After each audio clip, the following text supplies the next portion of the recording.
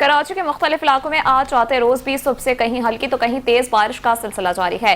Karachi, Sohrab coat, Sachal coat, Ehsanabad, नूर Khan coat, लासी coat समेत दीगर इलाकों में बारिश की वजह से जहां सड़कें तालाब का मंजर पेश करने लगी हैं तो दूसरी जानिब सड़कें टूट फूट का शिकार हो गई हैं। मजीद सूरत हाल जानते हैं नुमाइंदा 5 न्यूज सनाउल्लाह हकड़ोसी। जी सनाउल्लाह, बताइएगा।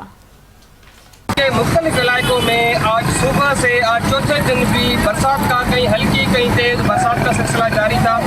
इस वक्त भी सोहराबकोट टाउन से मैं रिपोर्ट कर रहा हूँ। कराची सोहराबकोट टाउन के मुख्तलिफ इलाके अयूब कोट, लासी कोट, नूर खान कोट, नूर मोहम्मद कोट, इसके अलावा सफूरा टाउन के मुख्तलिफ इलाके शरकोट, सच्चल कोट में सुबह से आज चौथे दिन भी बरसात का सिलसिला जारी है। गुज़श्ता जो बारिशें हुई हैं तो उन बारिशों की वजह से जहाँ शहर कायद की आम जो शाहराहें जो आम रोड हैं वो तालाब का मंजर पेश कर रही हैं, तो दूसरी जानिब बारिश की वजह से जो रोड पे जो गड्ढे पड़ गए हैं उन गड्ढों की वजह से हादसा जो है वो रोनुमा हो रहे हैं। शहरियों को उन गड्ढों की वजह से शदीद मुश्किलात का सामना करना पड़ रहा है। गुज़श्ता जो बारिशें हुई हैं उन बारिशों की वजह से जो नशीबी इलाकों में जो पानी जमा हो गया है, यहाँ जो शहर कायद की जो मेन शाहरा में पानी जमा हो गया था उनकी निकासी का जो है ना अभी तक अमल शुरू नहीं किया गया। इस हवाले से जब हमारी वकीलों से और मुसाफिरों से गुफ्तगू की तो उन्होंने कहा कि गुज़श्ता जो बारिशें हुई हैं तो उसमें इंतज़ामिया ने जो दावे किए वो उनके दावे धरे के धरे रह गए हैं